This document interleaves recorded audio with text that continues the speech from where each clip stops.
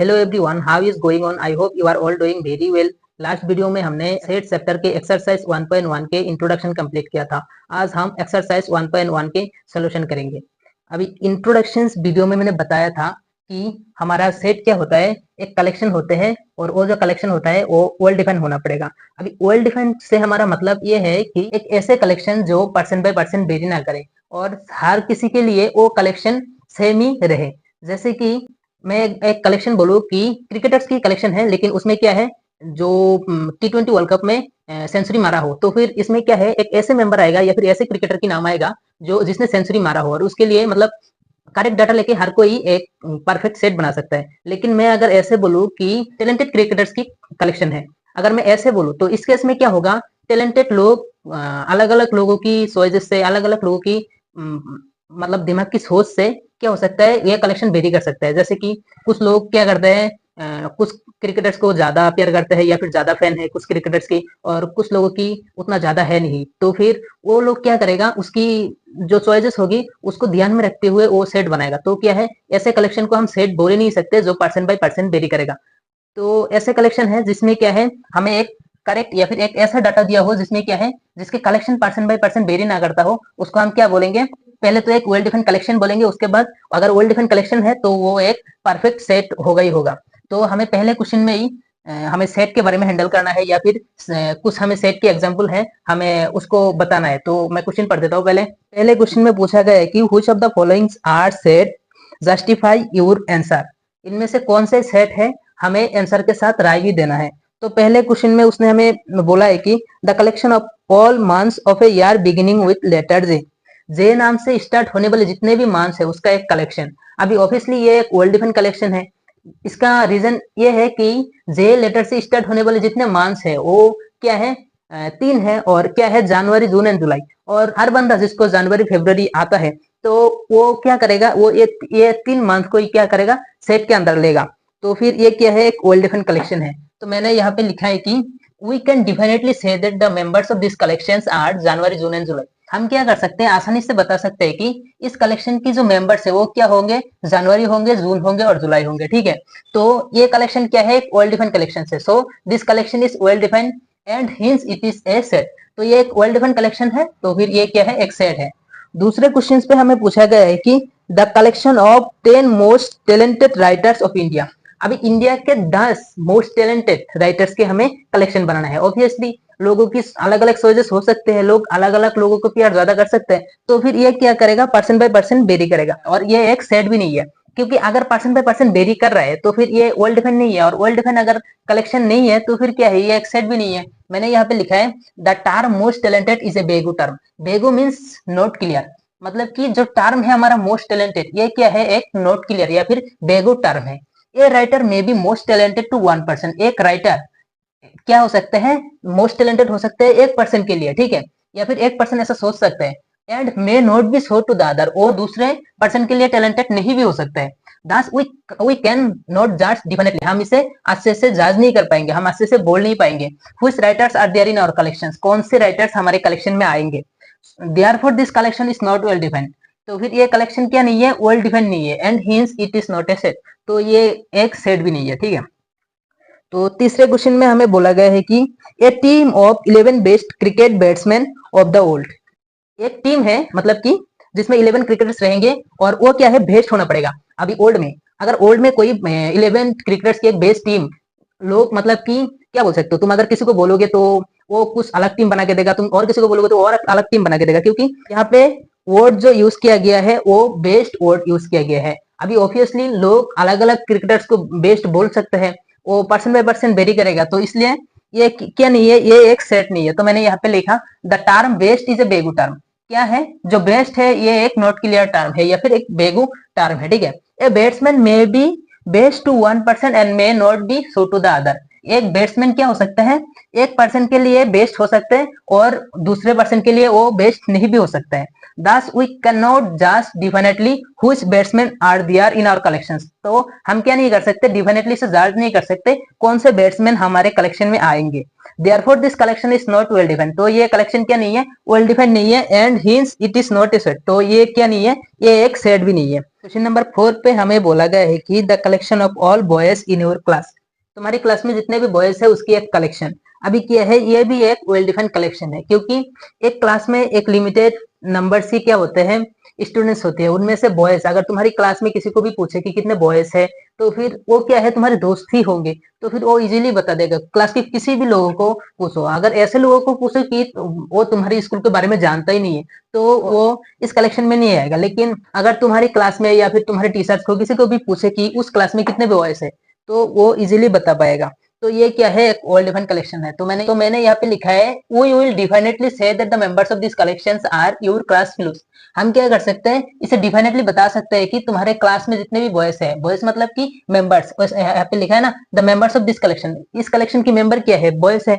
तो फिर वो बॉयज हम डिफिनेटली बता पाएंगे, क्योंकि वो क्या है, तुम्हारे फिलोस यानी कि तुम्हारे फ्रेंड्स है, ठीक है, तुम्हारी क्लास की मतलब दोस्ती है साथ की। तो therefore this collection is well defined and hints it is a set. तो ये क्या है, वेल डिफाइंड कलेक्शंस है एंड और साथ ही साथ ये क्या है, एक सेट भी है। क्वेश्चन नंबर 5 पे हमें बोला गया है कि the collection of all natural numbers less than 100 से नीचे जितने भी नेचुरल नंबर्स है उसके एक कलेक्शन। अभी ऑब्वियसली ये एक वेल डिफाइंड कलेक्शन है, क्योंकि 100 से नीचे कितने नेचुरल नंबर्स है। पहली बात तो नेचुरल नंबर वो होता है जो 1 से स्टार्ट होकर इन्फिनिटी तक जाता है, जैसे कि 1 2 3 4, मतलब कि नेचुरल नंबर्स की जो कलेक्शन बोला है यहाँ पे वो क्या होगा, 1 2 3 ऐसे करते करते करते 99 तक जाएगा। तो क्या है, ये एक वेल डिफाइंड कलेक्शन होगा, बिकॉज हर बंदा जो जिसको नेचुरल नंबर आता है वो 1 से 99 तक जितने नंबर्स है उसको उतने नंबर्स को ही क्या करेगा, कलेक्शन में लेगा। तो फिर ये क्या है, एक वेल डिफाइंड कलेक्शन है। मैंने यहाँ पे लिखा clearly the members of this collections are 1 2 3 जैसे डॉट डॉट डॉट ऐसे करके 99 तक जाएगा। Therefore this collection is well defined. तो ये कलेक्शन क्या है, वेल डिफाइंड है and hints it is a set. तो क्या है, ये एक सेट है। क्वेश्चन नंबर 6 पे हमें बोला गया है कि the collection of novels written by the writer Premchand. अभी प्रेमचंद के द्वारा जितने भी लिखे गए नॉवेल्स है उसकी एक कलेक्शन। अभी ऑब्वियसली ये भी एक वेल डिफाइंड कलेक्शन ही होगा, क्योंकि नॉवेल्स की बात की गई है, ठीक है। अभी प्रेमचंद ने जितने भी नॉवेल्स लिखा उसके एक कलेक्शन। अभी अगर तुम एक बंदे को पूछो कि प्रेमचंद के द्वारा जितने भी नॉवेल्स लिखा है उसका एक कलेक्शन बनाओ, तो ये वो क्या करेगा, एक करेक्ट डाटा लेगा या फिर उस राइटर के घर में जाके या फिर कोई भी ऑफिस में से डाटा निकल के वो कलेक्शन बनाएगा। वो ऐसा नहीं बोल देगा कि किसी भी और राइटर का और एक मतलब कि नॉवेल्स को लाके वो कलेक्शन में मतलब लेगा, ऐसा तो कर ही नहीं सकते, क्योंकि उसको प्रेमचंद के द्वारा जितने भी नॉवेल्स लिखी गई है उसकी कलेक्शन बना है, किसी और की नहीं। तो क्या है, जितने भी नॉवेल्स किसने, वो प्रेमचंद ने लिखा होगा उतने मतलब उतने ही उस कलेक्शन में आएगा। तो फिर क्या है, ये एक वेल डिफाइंड कलेक्शन है। तो मैंने यहाँ पे लिखा है clearly the members of this collection are क्या है, the novels written by Premchand only. क्या है, हम क्लियर है ये इस कलेक्शन के जितने भी मेंबर्स होंगे वो क्या होंगे, पहली बात तो नॉवेल्स होंगे, और वही नॉवेल्स जिसने लिखे हो, लिखे किसने हो, जो प्रेमचंद ओनली, प्रेमचंद ने जितने नॉवेल्स लिखे हैं वही नॉवेल्स क्या होंगे, इस कलेक्शंस की मेंबर होंगे पहली बात। तो फिर therefore this collection is well defined and hence it is a set. तो क्या है, ये कलेक्शन क्या है, वेल डिफाइंड है और साथ ही साथ क्या है, ये एक सेट है। उसके बाद क्वेश्चन नंबर 7 पे हमें बोला गया है कि the collection of all even integers. अभी क्या है, पहली बात इंटीजर्स वो होते हैं मतलब नंबर्स लाइन में जितने भी नंबर्स होते हैं उतने वो सब इंटीजर्स ही होते हैं, और डेसिमल नंबर या फिर फ्रैक्शनल नंबर ये सब क्या होता है, इंटीजर्स में आता नहीं है, ठीक है। उसने बोला है कि इवन इंटीजर्स। अभी इवन इंटीजर जैसे कि 2 4 जो मतलब इवन मतलब जो दो से डिवाइड होता है, ठीक है। तो ऐसे नंबर्स जो 2 से डिवाइड होता है और साथ ही साथ वो इंटीजर्स हो। अभी क्या है, जितने भी नंबर्स है ऑब्वियसली हम इसको मतलब सारे को एक साथ एक सेट में लिख नहीं सकते, क्योंकि कितना सारा नंबर्स होगा, कहाँ तक लिखेंगे, लिखते ही जाएंगे तो खत्म नहीं होगा। तो फिर बट क्या है, ये हर बंदा एक ही कलेक्शन बनाएगा, क्योंकि अगर एक बंदे को तुम बोलोगे कि इवन नंबर की एक सेट बनाओ तो वो 2 4 6 ले रहा है, कोई और बंदा आके ये नहीं बोलेगा कि 3 5 इसको भी कलेक्शन में लेगा, ऐसा मतलब हो ही नहीं सकता। तो फिर क्या है, ये भी एक वेल डिफाइंड कलेक्शन है। तो मैंने यहाँ पे लिखा we can definitely say that the members of this collections are 2 4 6 dot dot ऐसे जाते ही रहेगा, ठीक है। Therefore this collection is well defined. क्या है, ये कलेक्शन वेल डिफाइंड है, hence it is a set. तो फिर ये क्या है, एक सेट है। क्वेश्चन नंबर 8 पे हमें बोला गया है कि the collection of questions in the chapter.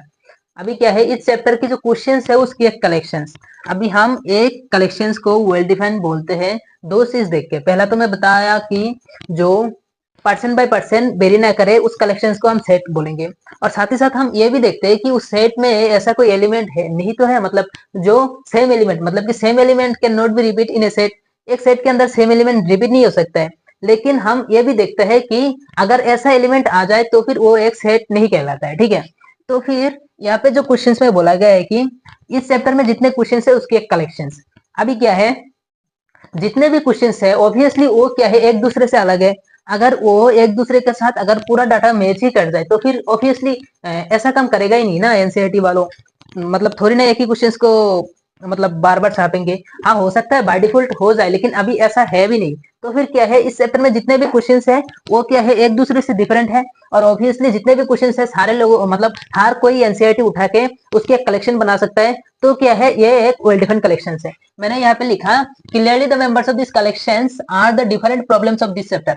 हम क्लियरली ये बता सकते हैं कि इस मेंबर्स के जितने भी कलेक्शंस है वो क्या होंगे, डिफरेंट डिफरेंट प्रॉब्लम्स होंगे इस चैप्टर के ही। तो फिर क्या है, so it is well defined and hints it is set. तो क्या है, ये वेल डिफाइंड है और साथ ही साथ ये एक सेट भी है।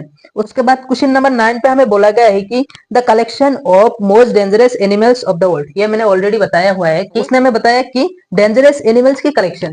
अभी क्या है, एक एनिमल्स एक बंदे के लिए डेंजरस हो भी सकता है और दूसरे के लिए नहीं भी हो सकता है। ये तो ऑब्वियस बात है, क्योंकि मैंने एग्जांपल भी दिया था कि जैसे लोग, कुछ लोग क्या करते हैं, वेनम मतलब स्नेक से वेनम निकल के उसको मतलब गाय या फिर कोई भी जानवर के अंदर इंजेक्ट करके उससे एंटी वेनम बनाते हैं। तो जो लोग वो वेनम सांपों के अंदर से निकलते हैं उसके लिए तो सांप आम बात है, एक खिलौने की जैसी चीज है। क्योंकि वो साथ में लेके घूम रहा है, साथ में मतलब उसको पकड़ के कैसे कैसे जहर निकल रहा है, मतलब कुछ भी कर सकते हैं सांपों के साथ वो लोग। और अगर तुम टाइगर्स के रेस्पेक्ट में भी देखो तो क्या है, कुछ लोग टाइगर्स को पेट की तरह पालता है। हालांकि हर टाइगर को पाल नहीं सकता है, लेकिन पालते हैं। तुम उस पेट टाइगर के पास भी जाके अच्छे से रह नहीं पाओगे या फिर कंफर्टेबल हो नहीं पाओगे, क्योंकि वो तो तुम्हारा रोज का काम नहीं है। लेकिन जो पाल रहा है उसके लिए वो रोज का है, वो साथ में खिलाएगा, साथ में रखेगा, एक ही बेड पे ही सुला सकता है। तो क्या है, पर्सन बाय पर्सन डेंजरस जो टर्म है ये भी अलग अलग हो सकता है। तो यहाँ पे मैंने लिखा है the term most dangerous is a vague term. जो डेंजरस, मोस्ट डेंजरस, ये क्या है, एक बेगू टर्म है, मतलब कि नॉट क्लियर टर्म है। An animal may be most dangerous to one person and may not be so to the other. एक एनिमल क्या हो सकता है, मोस्ट डेंजरस हो सकता है एक पर्सन के लिए, और वही एनिमल दूसरे पर्सन के लिए, दूसरे लोग के लिए क्या नहीं हो सकता है, डेंजरस नहीं भी हो सकता है। तो मैंने लिखा है कि this is not well defined and hints it is not A set. तो क्या है, ये वेल डिफाइंड नहीं है और साथ ही साथ ये क्या नहीं है, ये एक सेट भी नहीं है। क्वेश्चन नंबर 2 पे हमें देख रखा है let A is equals to 1 2 3 4 5 6। इसका इस कलेक्शन का एक सेट है। Insert the appropriate symbols belongs to and not belongs to in the blank spaces. हमें ब्लैंक स्पेसेस में क्या करना है, बिलोंग्स टू और नॉट बिलोंग्स टू, इसको हमें क्या करना है, लिखना है या फिर लगाना है। और एक सेट देख रखा है जिसमें हमें 1 से 6 तक एलिमेंट देख रखा है। तो मैं एक बार सॉल्यूशन लिख देता हूँ इसका। क्वेश्चन नंबर 2,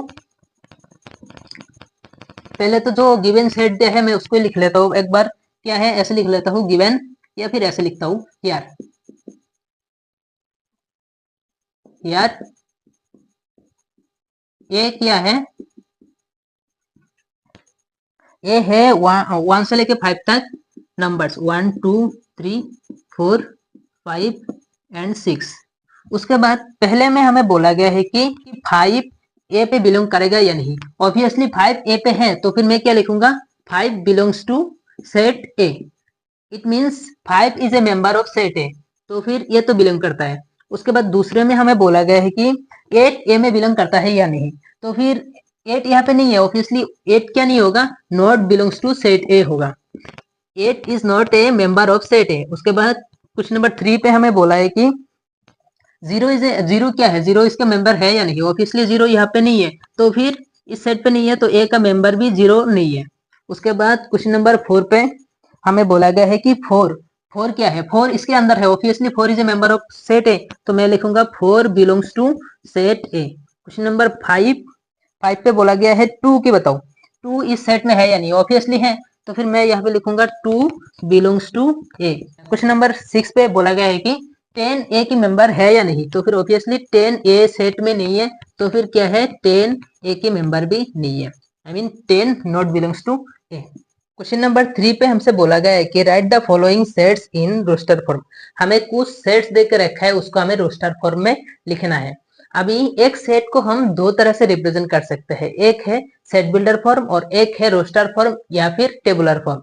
अभी रोस्टर फॉर्म में हम क्या करते हैं, एक सेट्स के जितने भी एलिमेंट्स है उसको हम सेकेंड ब्रैकेट यानी कि कार्बीलिनियर ब्रैकेट के अंदर लिखते हैं और दो एलिमेंट के बीच में हम क्या करते हैं, एक एक कॉमा दे देते हैं। और वहीं पे हमारा सेट बिल्डर फॉर्म में हम क्या करते हैं, जितने भी एलिमेंट्स है उसकी एक कॉमन एलिमेंट को लेते हैं और उसको एक रिलेशन बना के हम एक स्टेटमेंट से बता देते हैं कि इस सेट में कौन कौन सा एलिमेंट आएगा। तो फिर हमें कुछ सेट देकर रखा है, वो किस में है, वो सेट बिल्डर फॉर्म में है अभी इस क्वेश्चन पे। अभी उसको हमें क्या किस में लेना है, रोस्टर फॉर्म में लेना है। तो पहला जो क्वेश्चन है उसका सेट का नाम है ए और उसके अंदर क्या बोला है उसने, x such that x is an integer and वो जो x होगा वो -3 से ग्रेटर या फिर उसके इक्वल एंड 7 से लेस होगा यानी कि छोटा होगा। अभी पहली बात तो इंटीजर्स क्या होता है, एक नंबर लाइन में जितने भी नंबर्स होते हैं एक्सेप्ट डेसिमल एंड फ्रैक्शनल, वो सारे नंबर्स को हम क्या बोलते हैं, इंटीजर्स बोलते हैं। मतलब कि तुम ऐसे याद रख सकते हो कि 1 2 3 और जो -1 -2, ये जो स्टैंडर्ड नंबर्स है माइनस इंफिनिटी से लेके प्लस इंफिनिटी तक, ये सारे नंबर्स को हम क्या बोलते हैं, इंटीजर्स बोलते हैं। अभी क्या है उसने बोला है कि हमें -3 से ग्रेटर या फिर उससे इक्वल और +7 से क्या है छोटा। अभी इस सेट में ये सेट के अंदर उतने एलिमेंट्स आएगा। अभी क्या है, एक नंबर लाइन के जितने भी तुम लेफ्ट साइड आओगे उतने ही तुम छोटा नंबर के पास पहुंचोगे और जितने राइट साइड जाओगे तो फिर वही तुम्हारा क्या होगा, सबसे ज्यादा, मतलब कि जितने तुम राइट साइड में जाओगे वही सबसे ज्यादा नंबर्स होगा। अभी -3 से बोला और उससे इक्वल, तो -3 तो आएगा और उसके राइट साइड में जितने 7 से लेस तक जितने भी नंबर्स है वो नंबर्स क्या होंगे, इस सेट में आएंगे, सिर्फ इंटीजर्स, डेसिमल और फ्रैक्शनल नहीं आएगा। तो क्या है, पहले -3 आएगा, -2 आएगा, 1 आएगा, 0 आएगा, ऐसे करके 6 तक आएगा। ठीक है, तो मैं यहाँ पे लिख दूं -3, उसके बाद -2 -1 0 भी आएगा, उसके बाद 1 2 3, उसके बाद 4, उसके बाद 5 एंड 6। 7 तक नहीं, 7 नहीं आएगा क्योंकि उसने 7 से लेस बोला है। उसके बाद दूसरा जो क्वेश्चन है उस सेट का नाम है बी। उसने बोला है कि x such that x is a natural number less than 6। अब नेचुरल नंबर क्या होता है, 1 से मतलब 1 2 3 ऐसे ऐसे करते इंफिनिटी तक जाता है, उसको हम नेचुरल नंबर बोलते हैं। तो उसने बोला है कि 6 से लेस है, तो 6 से लेस कितने नेचुरल नंबर होंगे, 1 2 मतलब 5 तक होंगे, ऐसे 3 4 एंड 5। क्वेश्चन नंबर 3 पे जो सेट है उसका नाम है सी। अभी उसमें हमें बोला गया है कि x such that x is a 2 digit natural number such that the sum of its digit is 8। अभी क्या है, सी जो सेट है उसके अंदर ऐसे एलिमेंट्स आएंगे, पहली बात तो वो 2 डिजिट होने पड़ेंगे और साथ ही साथ उस 2 डिजिट को अगर हम सम कर दे यानी कि प्लस कर दे तो हमारे पास 8 आना चाहिए। अभी ऐसे नंबर क्या है और वो नेचुरल नंबर भी होने चाहिए। तो अगर मैं 2 डिजिट पहला नंबर लू तो 1 के साथ, मतलब कि 10 के बाद स्टार्ट होगा 2 डिजिट नंबर्स। अभी मैं 11 लू तो उसका सम 2 आ रहा है, 12 लू उसका सम क्या आ रहा है, 3 आ रहा है। तो ऐसे ऐसे करके जब मैं 17 लूंगा तो पहला आएगा, मतलब इन दोनों का सम पहला क्या आ जाएगा, 8 आ जाएगा। तो इस मतलब 20 के नीचे और नहीं है। उसके बाद 2 के साथ क्या होना पड़ेगा, 6 होना पड़ेगा, तभी इन दोनों के सम 8 के बराबर होगा। उसके बाद 3 के साथ 5, 4 के साथ 4 एंड 5 के साथ 3, उसके बाद 6 के साथ 2, उसके बाद 7 के साथ 1 और 8 के साथ 0। इन सारे नंबर्स की क्या है, सम जो है हमारा 8 आ रहा है। ठीक है, उसके बाद क्वेश्चन नंबर 4 पे जो हमारा सेट है उसका नाम है डी। यहाँ पे बोला गया है कि x such that x is a prime numbers which is divisor of 60। अभी क्या है, सेट डी के अंदर ऐसे एलिमेंट्स आएंगे जो 60 को पहली बात तो डिवाइड करता है और साथ ही साथ वो प्राइम नंबर्स होना चाहिए।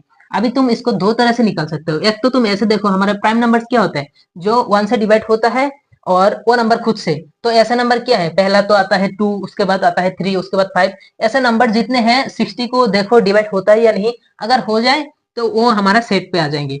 लेकिन हमारे पास इसको सॉल्व करने के लिए और एक तरीका है। हमने क्लास 10 के जो चैप्टर 1 है उसमें हमने एक क्वेश्चन सॉल्व किया था, जिसमें हमें दिखाना था कि कंपोजिट नंबर को जब हम फैक्टराइज करते हैं और एंडिंग में जाके जितने भी नंबर्स आते हैं वो होते हैं प्राइम नंबर्स, ठीक है। तो फिर अगर ये एक कंपोजिट नंबर है, ऑब्वियसली ये दिख रहा है, इसको अगर मैं फैक्टराइज करूं, जितने नंबर्स आएंगे एंडिंग में जाके वो सब नंबर्स क्या होंगे, एक एक प्राइम नंबर्स होंगे, और वो नंबर 60 को डिवाइड भी करेगा। जैसे कि 60 को तुम अगर फैक्टराइज करो तो पहले 2 से जाएगा 30 टाइम्स, उसके बाद 3 से जाएगा 10 टाइम्स, उसके बाद 5 से जाएगा 2 टाइम्स, या फिर 2 से जाएगा 5 टाइम्स, तुम ऐसे भी लिख सकते हो। अभी क्या है, ये जितने भी नंबर्स है ये सारे के सारे क्या है, प्राइम नंबर्स है, और ये नंबर से तुम 60 को डिवाइड भी कर सकते हो। ऑब्वियसली 2 दो बार आ रहा है तो फिर हम सेट के अंदर एक एलिमेंट को बार बार लिखते नहीं है, तो फिर 2 को हम एक बार लिखेंगे। लेकिन ये जितने भी नंबर्स आ रहा है ये क्या है, 60 को डिवाइड कर रहा है। तो फिर इस डी सेट में क्या क्या नंबर्स आएंगे, डी सेट में पहली बात तो 2 आएंगे, उसके बाद 3 आएंगे और 5 आएंगे, ठीक है। तो यहाँ पे मैं लिखूंगा 2, 3 एंड 5। उसके बाद क्वेश्चन 5 पे जो सेट है उसका नाम है ई, और उसने बोला है कि the set of all letters in the word trigonometry. अभी ट्राइगोनोमेट्री में जितने भी लेटर्स है वो लेटर्स किस में आएंगे, सेट ई में आएंगे। तो पहले एक बार लिख लो कि ट्राइगोनोमेट्री की स्पेलिंग, ट्राइगोनोमेट्री।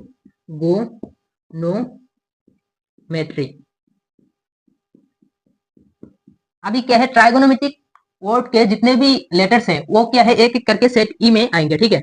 और अभी पहले क्या आएगा, टी आएगा, उसके बाद आर आ जाएगा, उसके बाद आई आ जाएगा, उसके बाद जी आ जाएगा, उसके बाद ओ आ जाएगा, उसके बाद एन आ जाएगा, उसके बाद ओ आएगा, लेकिन ओ मैंने ऑलरेडी एक बार लिखा इस सेट में तो मैं वापस से लिख नहीं सकता। उसके बाद एम आएगा, उसके बाद ई आएगा, उसके बाद टी आ रहा है, टी मैंने ऑलरेडी यहाँ पे लिख लिया तो टी नहीं लिख सकता। उसके बाद आएगा हमारा वाई। नंबर 6 पे जो सेट है उसका नाम है एफ। यहाँ पे उसने बोला है कि the set of all letters in the word better. अभी बेटर में जितने भी लेटर्स है उसको हमें सेट में लिखना है। तो बेटर मैंने यहाँ पे स्पेलिंग लिख लिया। अभी बेटर में पहले क्या आ रहा है, बी आ रहा है, तो यहाँ पे बी आ जाएगा एक एलिमेंट। उसके बाद ई, उसके बाद टी 2 टाइम्स है लेकिन हमें एक टाइम से लिखना है सेट के अंदर। उसके बाद ई मैंने ऑलरेडी इधर लिख लिया तो लिख नहीं पाऊंगा। उसके बाद आर। क्वेश्चन नंबर 4 पे हमसे बोला गया है कि write the following sets in set builder form. हमें कुछ सेट्स देकर रखा है, उसको हमें सेट बिल्डर फॉर्म में लेना है। अभी सेट बिल्डर फॉर्म बेसिकली क्या होता है कि हम पूरे एलिमेंट्स को एक सेट के अंदर नहीं लिखते। एक सेट के अंदर हम एक एलिमेंट को, मतलब एक कॉमन एलिमेंट लेते हैं जो सारे के साथ रिलेशन में आ जाए, और उस रिलेशन को हम बता देते हैं कि यहाँ पे ये एलिमेंट आएगा। लाइक यहाँ पे क्या है, जो पहला सेट है इसमें क्या है, 3, 6, 9 एंड 12 है। अभी सबसे छोटा जो नंबर है वो 3 है, तो मैं 3 को लेकर सारी चीज को रिलेशन में ला सकता हूँ। तो मैं ऐसे डायरेक्ट दिख रहा होगा क्या है, 3 के मल्टीपल में जितने नंबर्स होते हैं, मतलब 3 से लेकर 12 तक उसने लिख दिया है। तो अगर मैं ऐसे लिखूं तो x is equal to 3n, और n की वैल्यू मैं एक बार 1 पुट करूं, एक बार 2 पुट करूं, एक बार 3 पुट करूं और एक बार 4 पुट करूं, तो क्या है, ये सारे नंबर्स आ जाएंगे। क्योंकि n की वैल्यू जब मैं 1 पुट करूंगा तो 3 आ रहा है, 2 पुट करूंगा तो 6 आ रहा है, और जब मैं 3 पुट करूंगा तो 9 आ रहा है, और 4 पुट करूंगा तो 12 आ रहा है। तो क्या है, ये 1, 2, 3, 4 ये क्या है, मतलब कोशिश हमेशा करना है कि जो छोटा वाला n है वो नेचुरल नंबर में ही बिलोंग करे। तब क्या होता है, मतलब कि यहाँ पे जितने भी नंबर्स है वो फिक्स है। यहाँ पे ऐसे नंबर नहीं है जो डेसिमल में या फिर फ्रैक्शनल में है, तो फिर हमारा और नंबर्स की कोई जरूरत ही नहीं है, सिर्फ हम नेचुरल नंबर से इसको इजीली बना सकते हैं। तो फिर मैं यहाँ पे ऐसे लिखूंगा कि x x is equal to 3n। अभी ये छोटा वाला n क्या है, पहली बात तो 4 तक होना चाहिए 1 से लेके, तो फिर ये छोटा वाला जो n है वो लेस देन इक्वल टू 4 होना चाहिए। एंड ये n कहाँ से आएगा, स्मॉल n आएगा नेचुरल नंबर से। नेचुरल नंबर यानी कि कैपिटल N, मैंने सिंबल दिखाया था इंट्रोडक्शन की वीडियो में। अभी क्वेश्चन नंबर 2 पे जो सेट है उसमें हमें देख रखा है 2, 4, 6, 8, 16, 32। अभी क्या है, इसमें सबसे छोटा एलिमेंट क्या है, 2 है।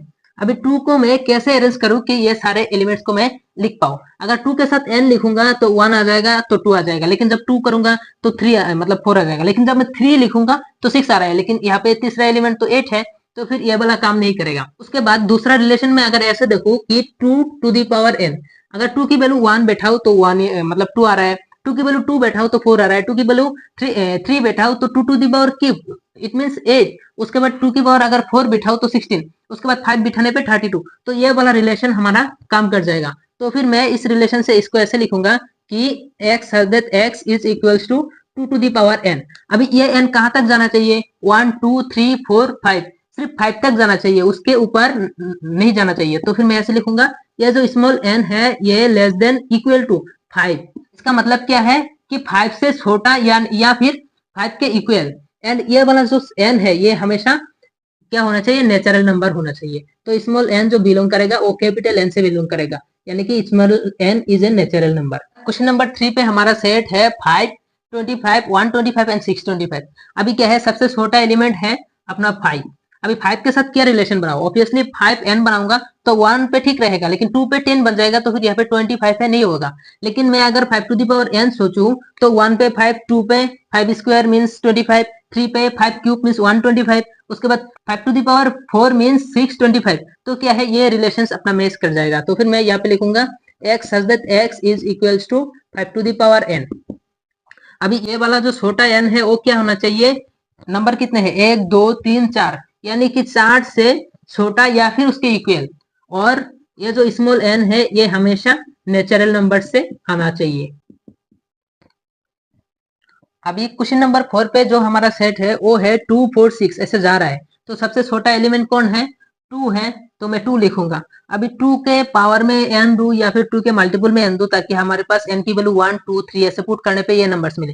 तो फिर अगर मैं 2 to the power 2 into n दूं तो n की वैल्यू 1 मतलब 2, n की वैल्यू 2, 2 इंटू 2 4, n की वैल्यू 3, 2 इंटू 3 6 ऐसे जाते रहेगा। तो फिर मैं यहाँ पे लिखूंगा x such that x is equals to 2n। अभी क्या है, ये n क्या होनी चाहिए? अभी इसका कोई इसमें रिलेशन नहीं है कि n कहाँ तक होगा, क्योंकि यहाँ पे तो जाते रह रहा है ना। तो फिर मैं लिखूंगा वेयर जो छोटा n है वो बिलोंग्स टू सिर्फ नेचुरल नंबर। सिर्फ नेचुरल नंबर मतलब कि जितने नेचुरल नंबर्स हैं इंफिनिट तक जाते ही रहेगा ये नंबर, ठीक है। उसके बाद में है अपना 1 4 9 ऐसे 100 तक जा रहा है, ठीक है। अभी यहाँ पे सबसे छोटा एलिमेंट 1 है, तभी अभी तुम 1 लेके इसको बना नहीं सकते हो। क्या 1 लेके क्या कर लोगे? मतलब हाँ, तुम ऐसे दिख सकते हो कि सबसे छोटा एलिमेंट क्या है? अपना 1 है।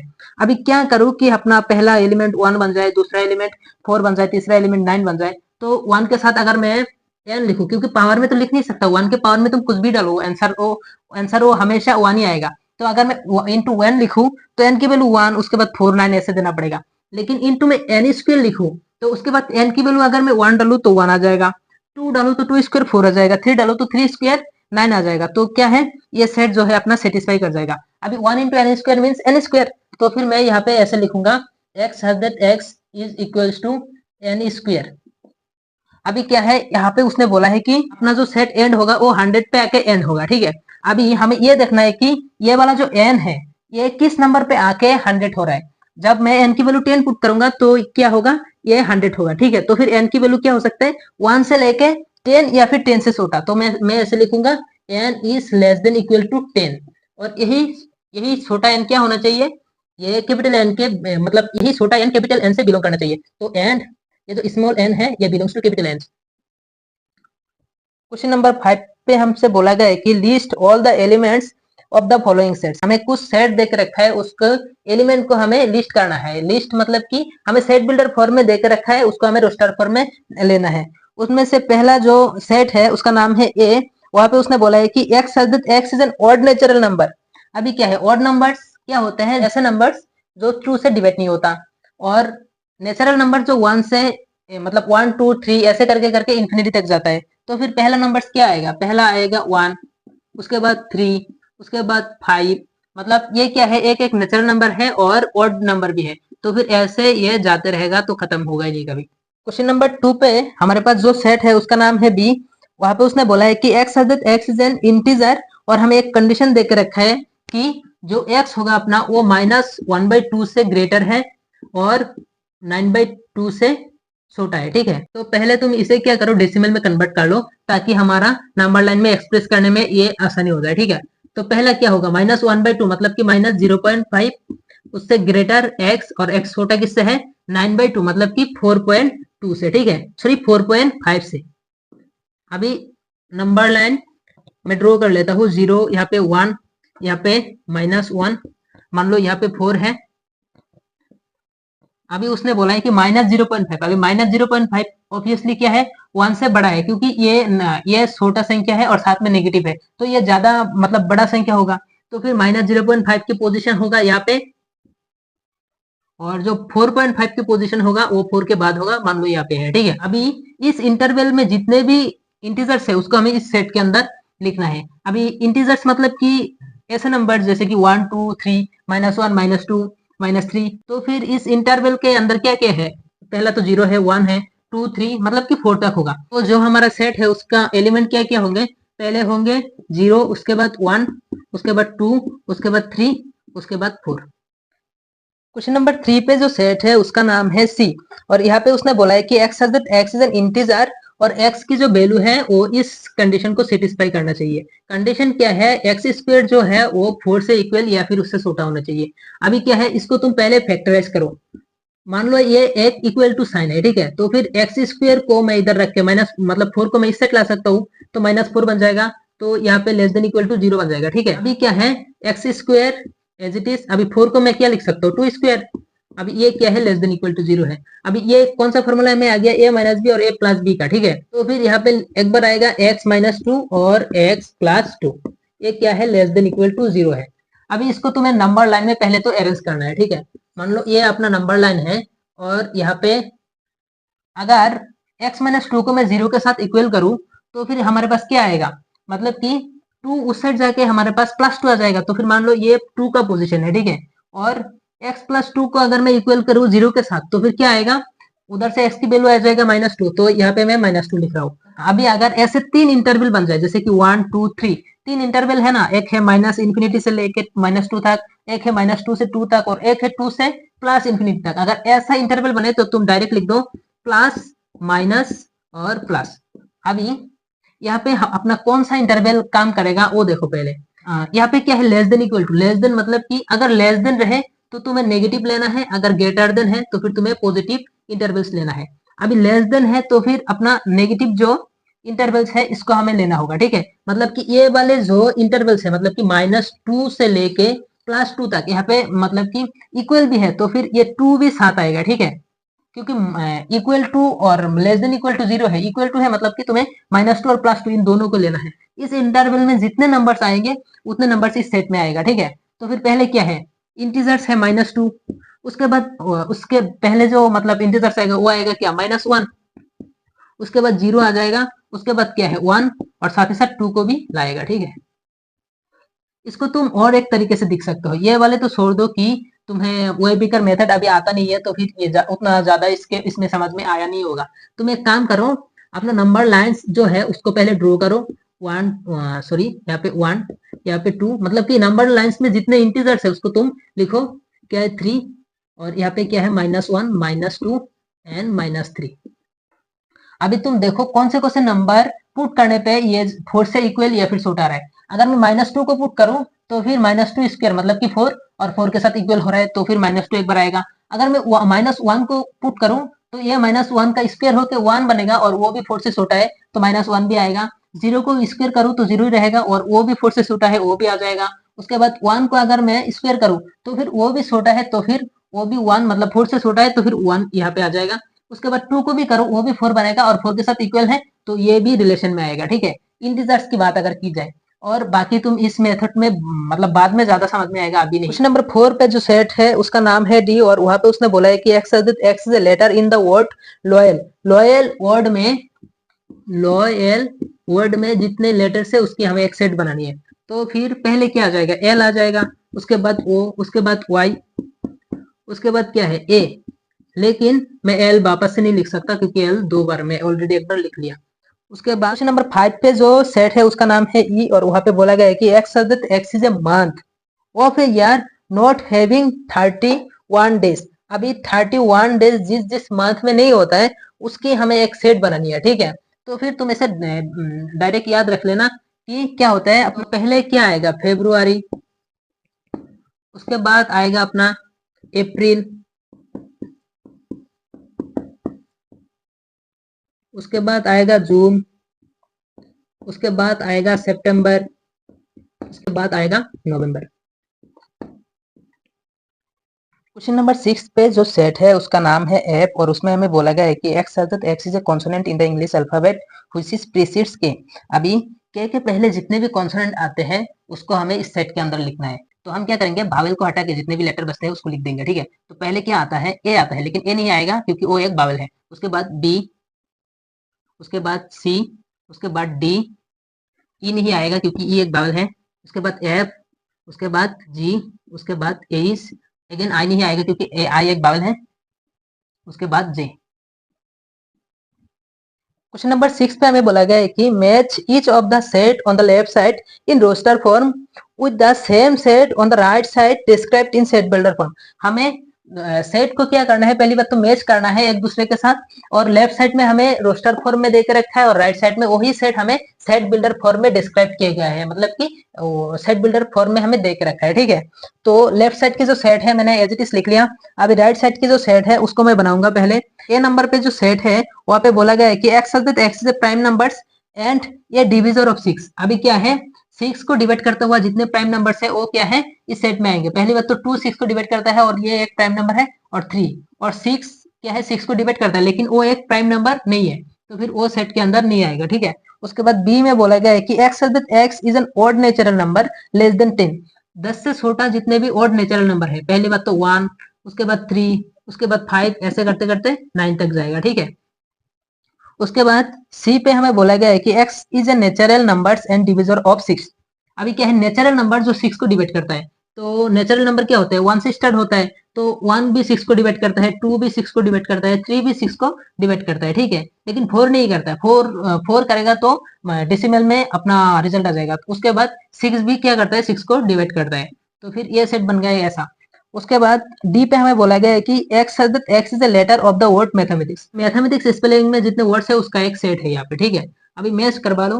पहली बात तो ये जो मैच हो रहा है अपने, वो किसके साथ, ए सी के साथ मैच हो रहा है। ठीक है, उसके बाद 2 मैच हो रहा है ए के साथ, उसके बाद 3 मैच हो रहा है अपना डी के साथ, और 4 मैच हो रहा है अपना बी के साथ। ठीक है, तो इसका सोल्यूशन क्या होगा, सोल्यूशन 1 किसके साथ मैच कर रहा है, 1 मैच कर रहा है सी के साथ। उसके बाद 2 किसके साथ मैच कर रहा है, 2 ए के साथ मैच कर रहा है। उसके बाद 3 मैच कर रहा है अपना डी के साथ, एंड 4 अपना मैच कर रहा है बी के साथ। तो यही था अपना एक्सरसाइज 1.1 के कंप्लीट सोल्यूशन। मिलेंगे किसी और वीडियो में किसी नए कंटेंट के साथ, तब तक के लिए बाय बाय।